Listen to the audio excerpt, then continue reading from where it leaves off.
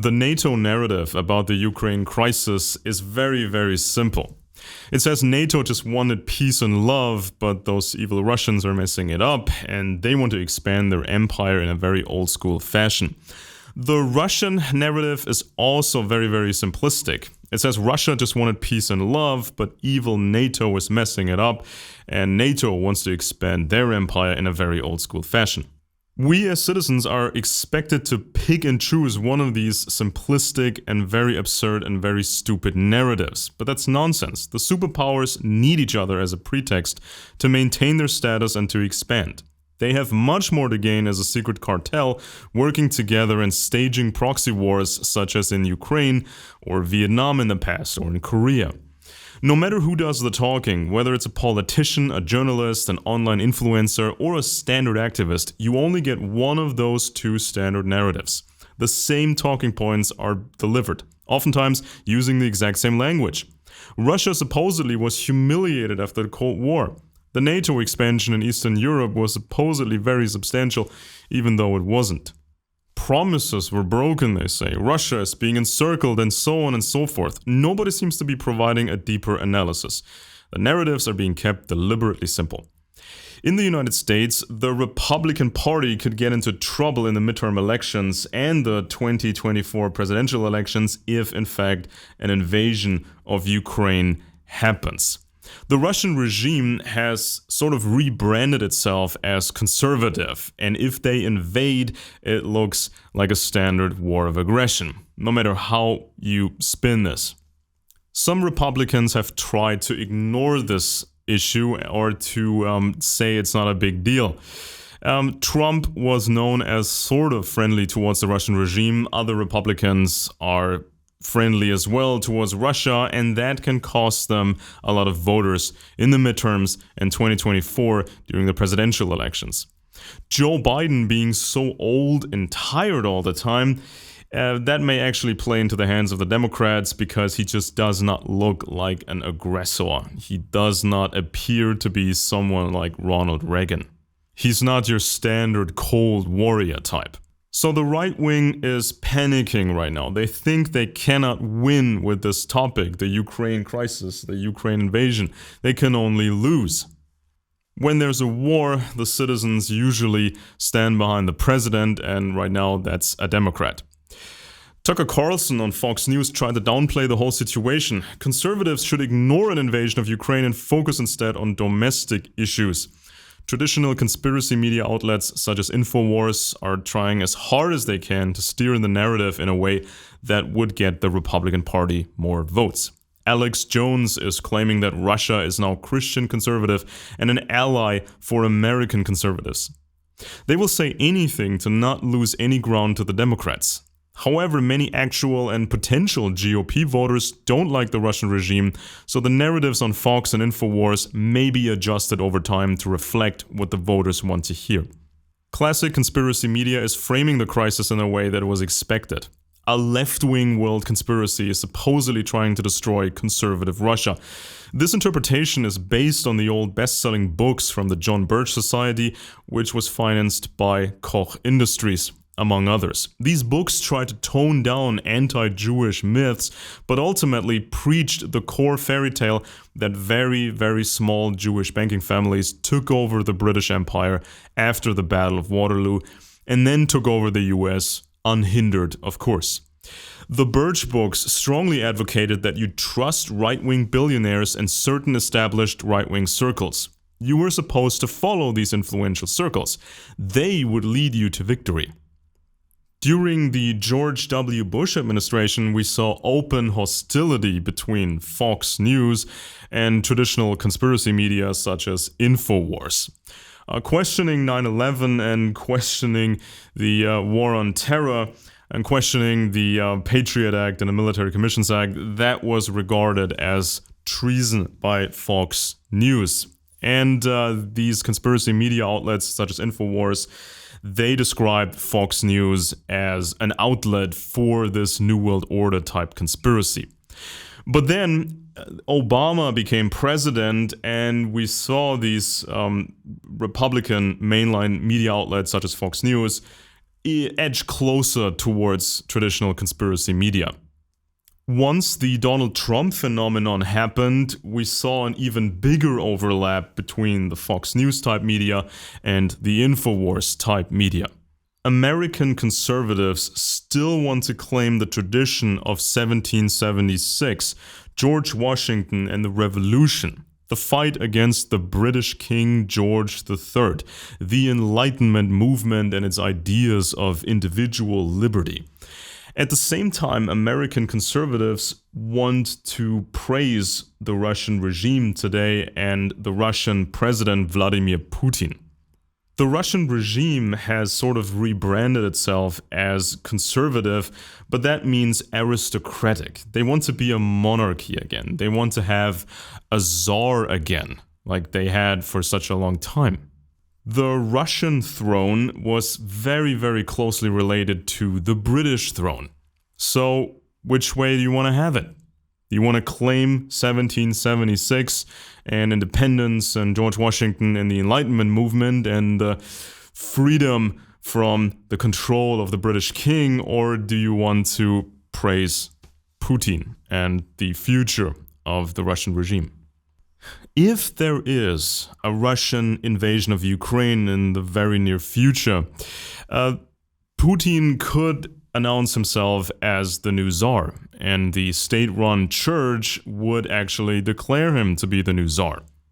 There are rumors that Vladimir Putin is a descendant of some very old aristocrats in Russia.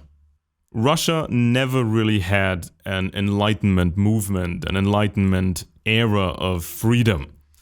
It was old school serfdom, and then you had the communist type serfdom. And in 1991, you've had a few years of chaos, and then the Putin era started. The general population does not have a lot of education on these matters. They are very scared, and they're willing to believe certain fantasies. The American upper class is not truly divided in a left-wing bloc and a right-wing bloc, and these two blocs do not try to annihilate each other. This is a false way of thinking, and people have been taught to believe this so that the average taxpayers fight among each other. Before 2008, Russia was trying to be low-key, not to attract too much negative attention. But starting in 2008, Russia became more aggressive, even militarily. We saw the rebranding as conservative, and we saw progressively more propaganda.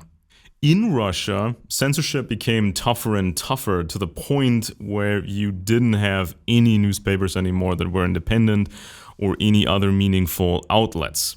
There is still some sort of an internet underground, but Russia has already tested ways to separate the Russian internet from the rest of the world. So in case there is war, in case there is some upheaval, Russian citizens may not even get access to any sort of information that hasn't been censored. So did Russia really change that much? So how was Russia in the 1980s and how is it today? In the 1980s, as a Russian citizen, you had no chance, you had no option to cause meaningful change in the power structure and the way things were run. It wasn't even possible to advocate for a softer version of socialism. So even preaching socialism could get you in trouble. Complaining was regarded as a dangerous form of protest because complaining can lead to more complaining of more citizens, and that may lead to stronger forms of protests, maybe even strikes. Now, of course, in the Stalin era, one joke about the regime could get you years in a camp. But even much later, even in places such communist Eastern Germany, a joke could get you in problems and prevent you from having any meaningful career. It is sort of a social credit system.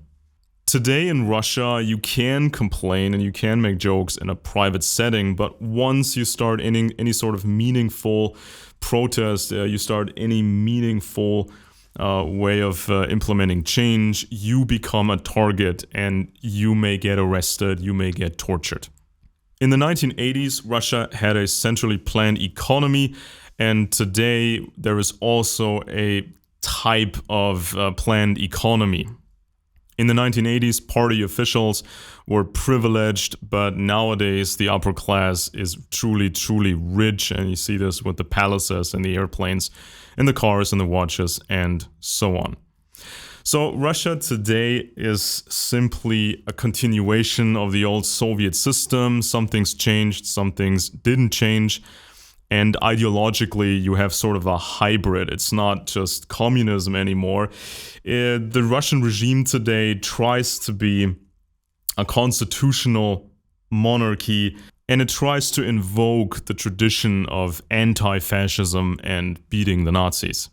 Traditional conspiracy media outlets before 2008 warned about Russia, and they warned about Putin, and they warned about the old communist elites and the old KGB circles. So Alex Jones, for example, before 2008, he was against the Republican Party, he was against the Democratic Party, and he was against Russia, he was against Putin. Today, Alex Jones is trying to market the Russian regime as a big hope for conservatives worldwide. He recently had a guest on, billed as the leading Russian journalist Arkady Mamontov. He looks like an overweight Count Dracula.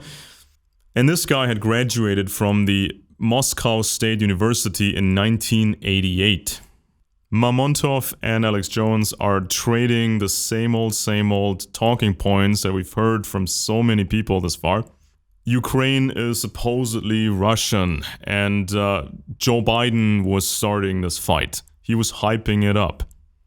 Mamontov says that Alex Jones is very popular in Russia, and interviews with Alex Jones are being watched quite a bit over there. Alex Jones's interpretation is pretty much the old John Birch Society narrative. Certain oligarchs have supposedly taken over the United States, and these oligarchs need to go. Jones says Russia wants more children, it's very conservative and very pro-family, but the Russian demographics are a disaster. Many people do not want to have children in that regime.